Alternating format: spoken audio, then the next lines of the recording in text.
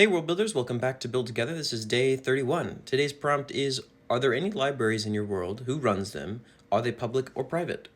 Again, forgive the voice. I'm coming off of a fever and flu yesterday, but we're gonna get through this. I wrote just about kind of libraries in general across the whole swath of the continent. So the relatively recent creation of this device or this sort of meta working called the Flame Printer has allowed people to really quickly reproduce literary works.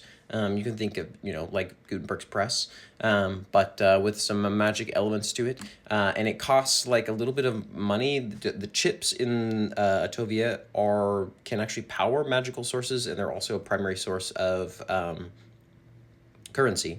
And so you can power a flame printer with these. And so a lot of the flame printers are mostly run by governments because it can be kind of pricey, but more and more regular printer groups are popping up.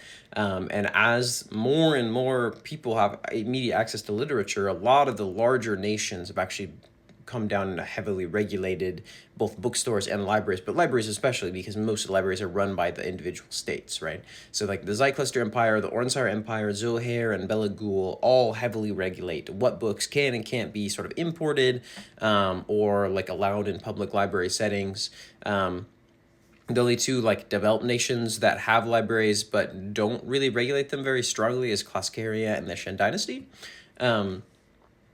But of course, if you have money or if you're a bookstore, there are more ways around this in some of the other nations.